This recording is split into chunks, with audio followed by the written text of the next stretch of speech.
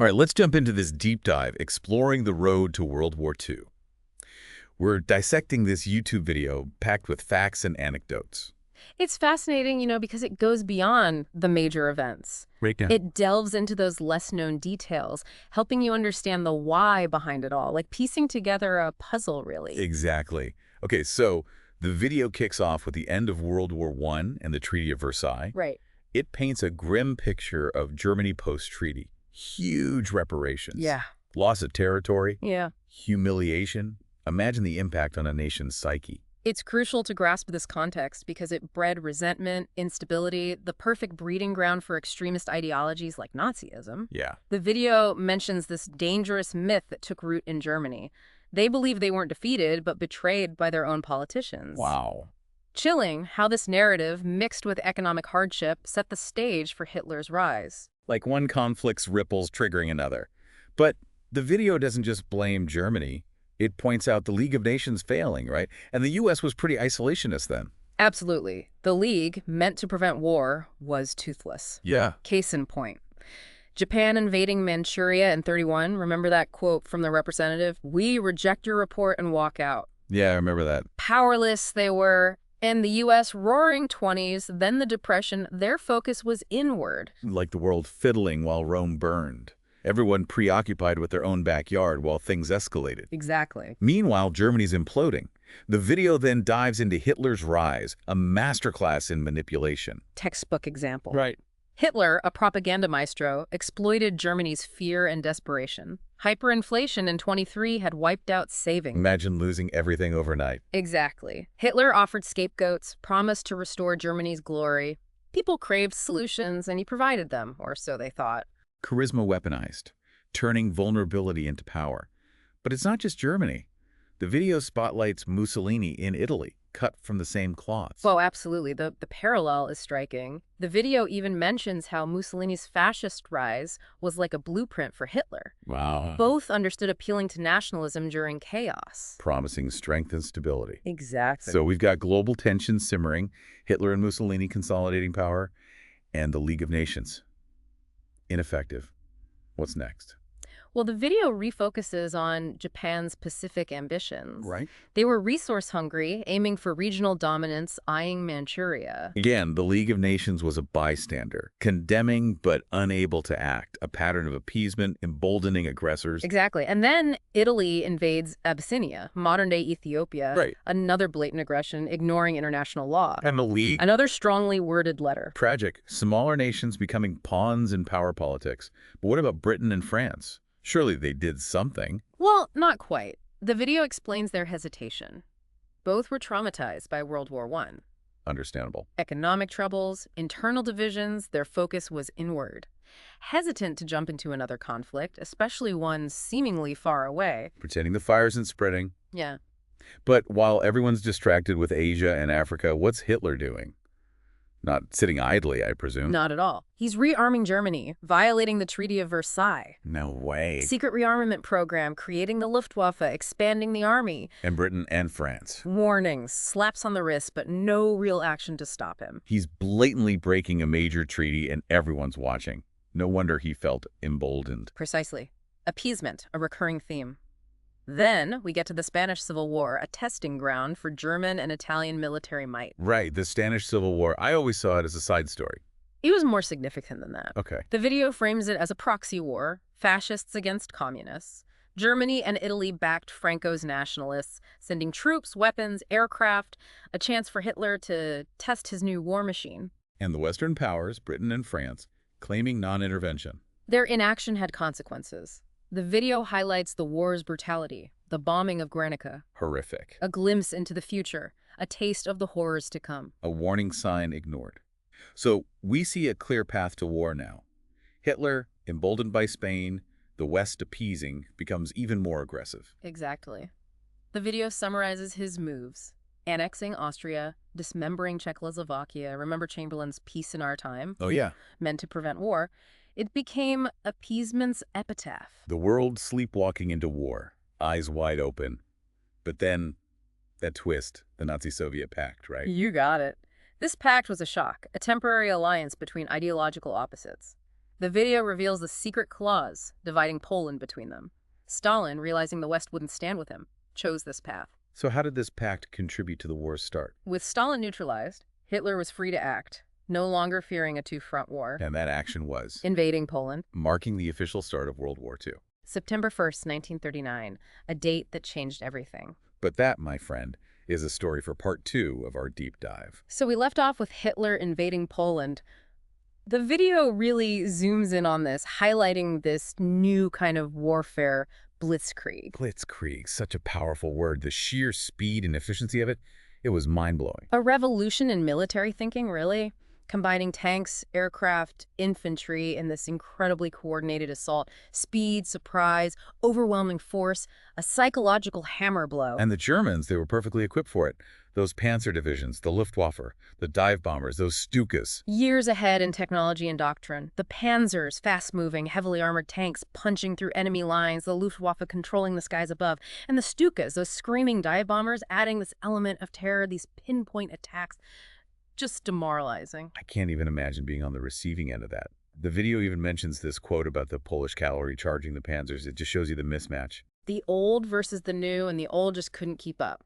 And to make things worse, the Poles faced a two-front war.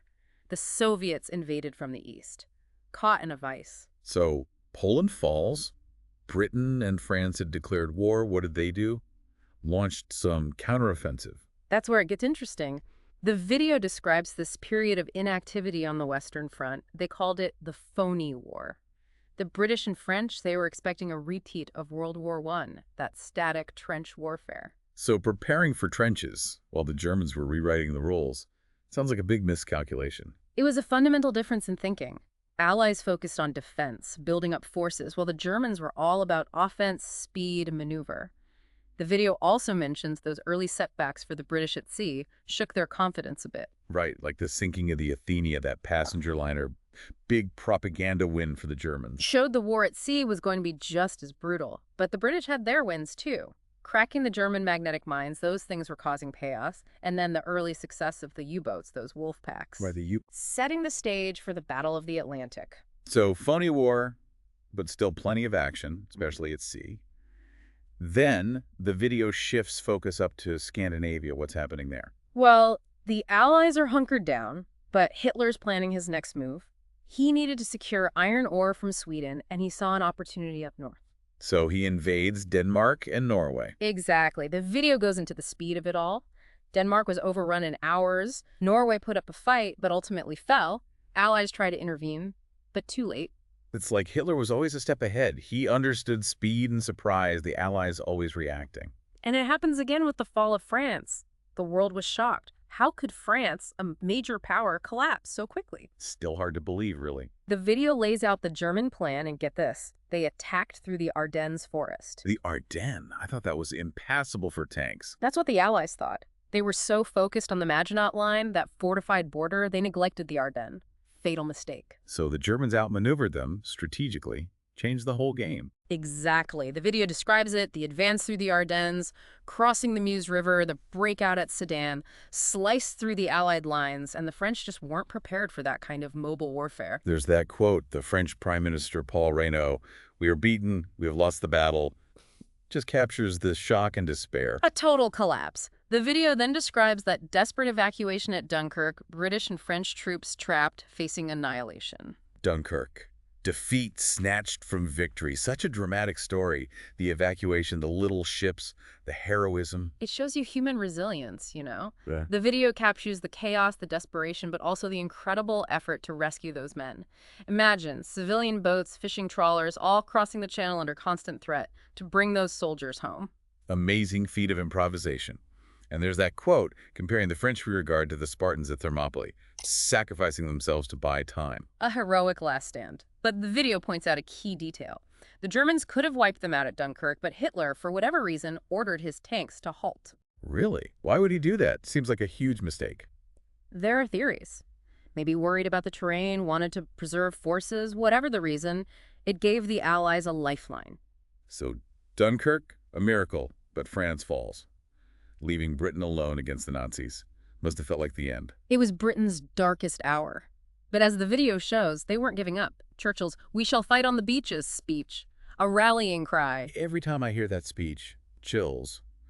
The spirit of the British people, refusing to give in. A defining moment, and Churchill, he backed it up with action. The attack on the French fleet at Mers el-Kabir. Had to be a tough call, attacking your former ally. Controversial, but Churchill saw it as necessary. Couldn't risk those ships falling into German hands, sending a message. Britain would fight on. And the video then lays out the challenges. Rebuilding their army, preparing for invasion, desperately needing help. So how did they survive, facing down the Nazis when all hope seemed lost? That brings us to the Battle of Britain, one of the most iconic air battles in history, deciding the fate of a nation. Yeah, the Battle of Britain. This is where it gets real. The video really sets it up as this turning point, the fate of Britain, maybe even the whole war, hanging in the balance. Yeah, it's pretty intense. And this is where air power takes center stage, right? The video talks about Hitler's plans for Operation Sea Lion, the invasion of Britain. But first, he had to take out the RAF. Control of the skies was key. Absolutely no invasion without air superiority. The German forces would be sitting ducks, but the RAF, even outnumbered, they had some tricks up their sleeve. Okay, I'm intrigued. What did they have? First, you've got this amazing integrated air defense system. The video highlights radar, the chain home system.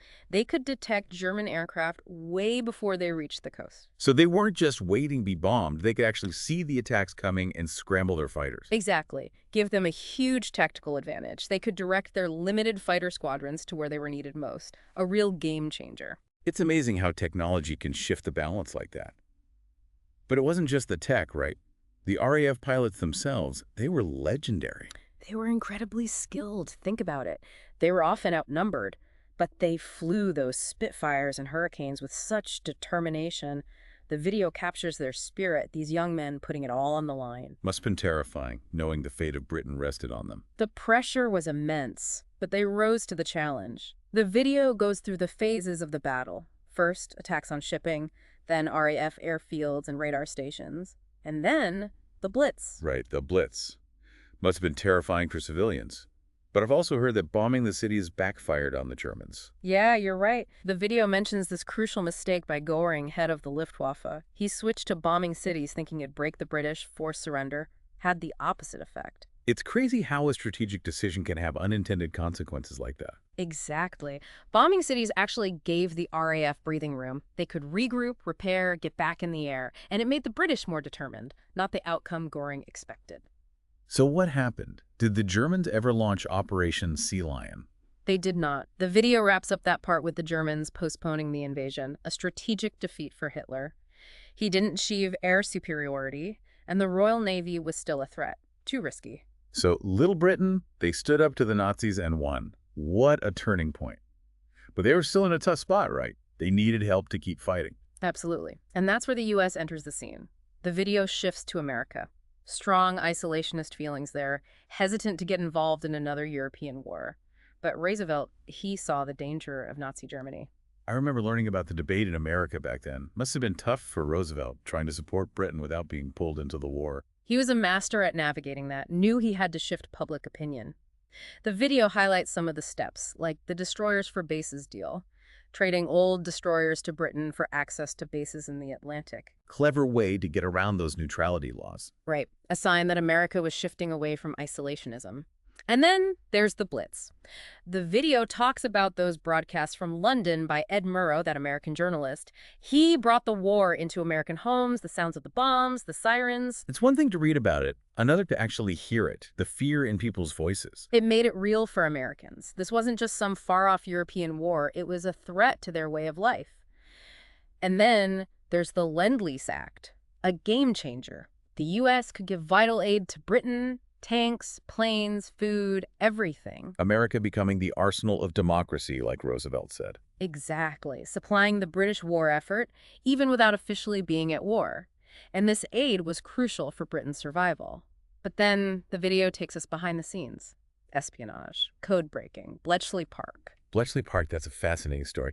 The code breakers, Alan Turing, the Enigma machine. It's like something out of a movie. It really is. The video explains how the Germans used this complex machine, Enigma, to encrypt their messages. And the British cracked it. It was a huge challenge. The video talks about the Polish codebreakers, they made early progress.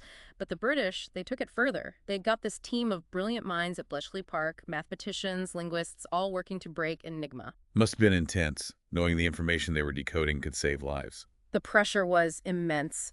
And the video talks about the secrecy surrounding Bletchley Park. Churchill knew how important it was, protected it. Codename Ultra, top secret. Okay, so how did they use this ultra-intelligence? What impact did it have? The video gives examples, helps the British anticipate attacks, played a big role in the Battle of the Atlantic, tracking those U-boats, influenced Allied strategy. It was invaluable. It's amazing to think that this one place, Bletchley Park, had such a huge effect on the war. Shows the power of human intelligence. But the video reminds us that while the codebreakers were working behind the scenes, others were fighting the enemy head-on.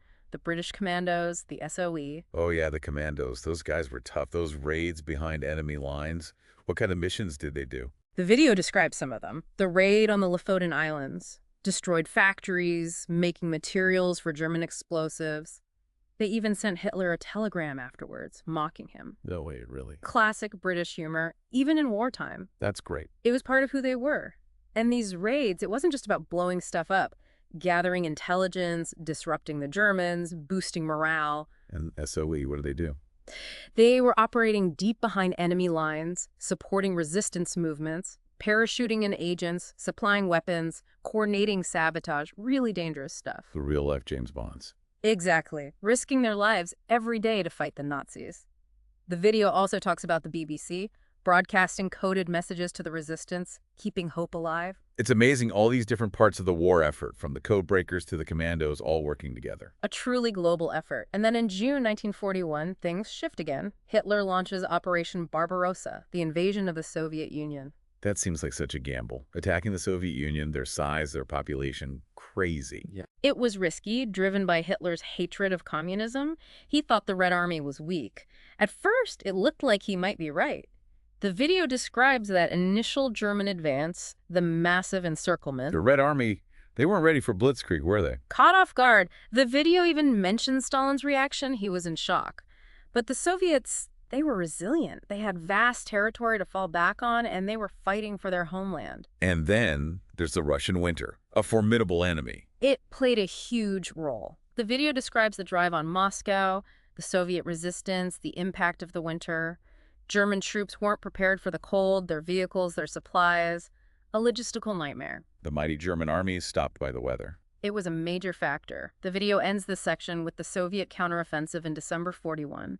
The first major defeat for the German army. Britain wasn't alone anymore. The war had changed. The Eastern Front was now the main stage. Wow, what a journey. The fall of France, the Battle of Britain, now this massive clash in the East, the tide of war shifting so dramatically. It really is a reminder that war is unpredictable. Even the strongest can be defeated.